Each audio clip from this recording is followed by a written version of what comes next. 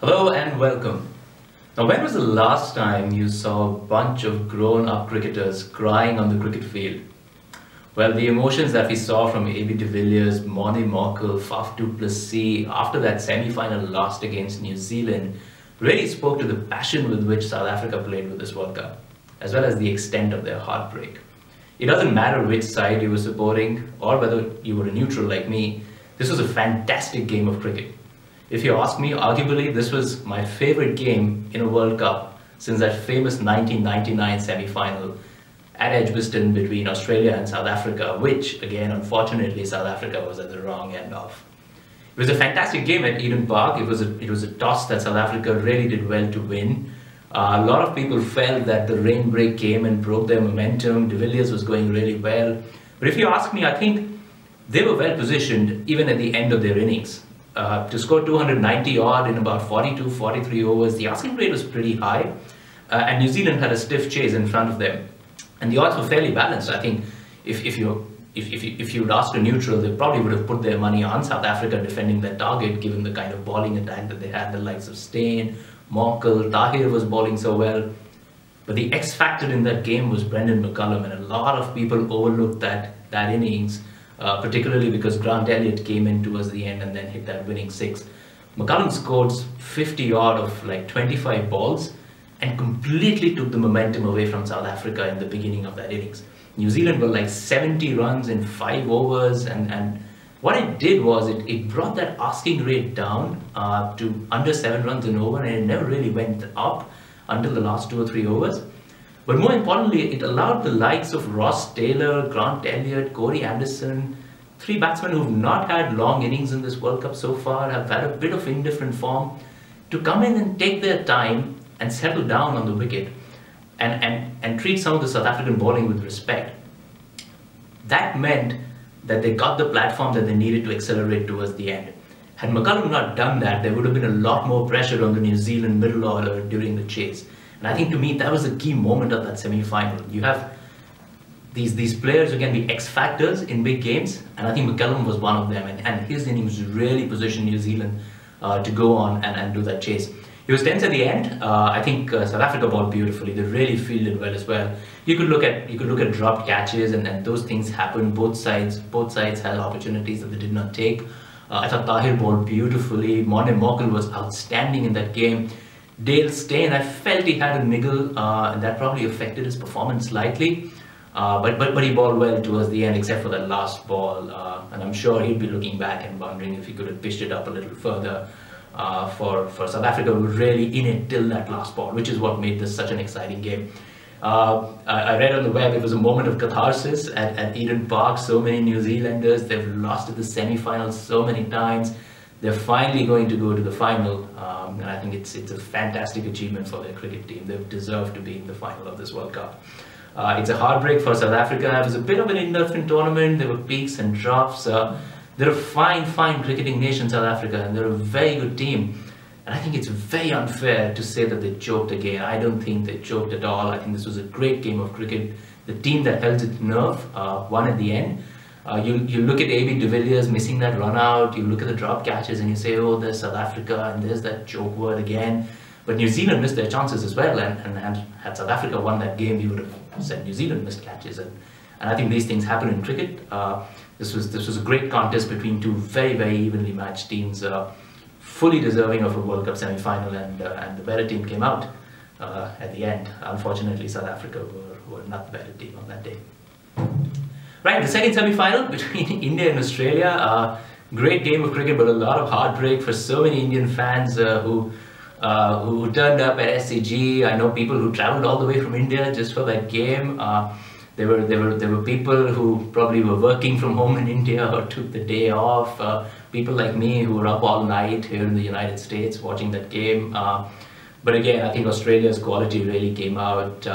Steve Smith has been batting like a dream all this summer, and once he was in, and I think once he was past 30, you knew he was going to get a big one. There was no false stroke, he didn't give any chance at all.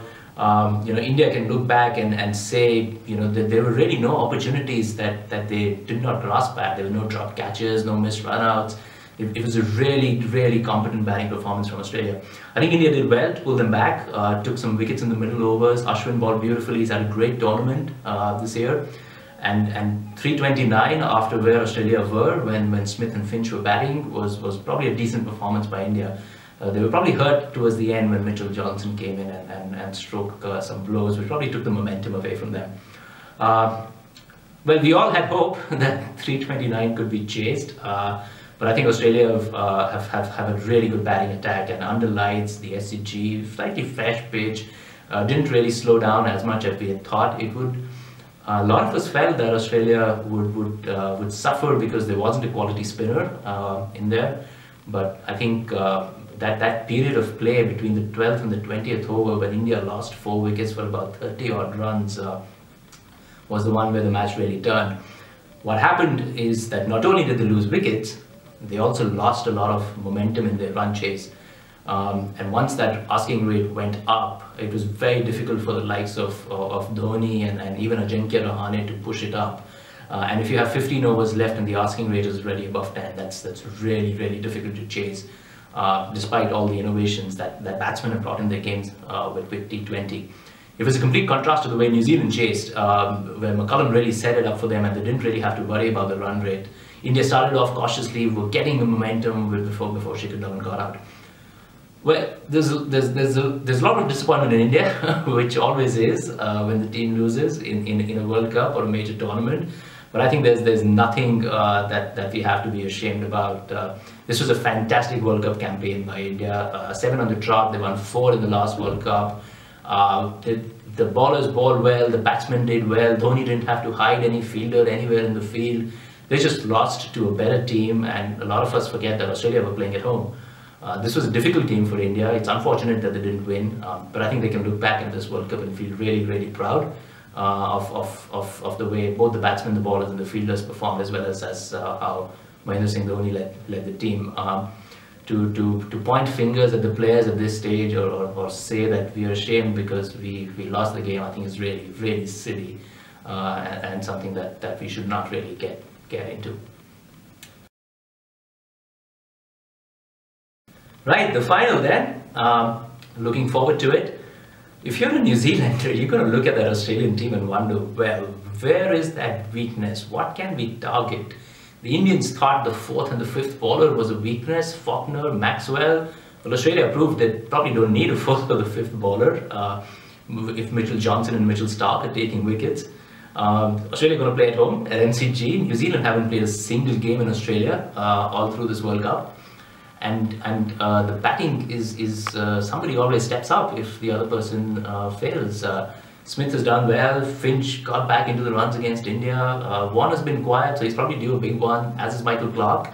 Maxwell is the joker in the back. You never know what he's going to do. And they bat all the way down to Johnson at 7, who can hit the ball out of the park. Well, New Zealand's got their pluses. Australia remain overwhelming favourites. I think it leans slightly more towards them after that semi-final performance and the fact that they're going to play at home. But I think if you look at New Zealand, the critical piece for me would be how well their opening moves are in that final. How well does Trent bowl with a new ball? Can he get wickets like he did last time? And what kind of statement does Brendan McCullum make at the top? And I think if he's able to counter some of the effects of Mitchell Starc and Mitchell Johnson, New Zealand might have a strong chance. My heart is beating for New Zealand, not because Australia beat India, but I think the game deserves a new champion. They've been a really good one-day side over the last 2 or 3 years. They've been consistent. They've got some really good quality in that team, and they've deserved to be in the final. And I think they've demonstrated that they have the capability to be the champions as well. It's going to be a good final, hopefully an exciting one, as exciting as the semi-final game. I think my head dictates that Australia should eventually come out on top. But as a fan and as a neutral, I'll probably be rooting for New Zealand and hope that they eventually get that World Cup trophy that they've been wanting. So do look out for the final, do enjoy the game, and then I'll be back with you after the final for a quick recap and review of how the game went. Thanks for watching the video.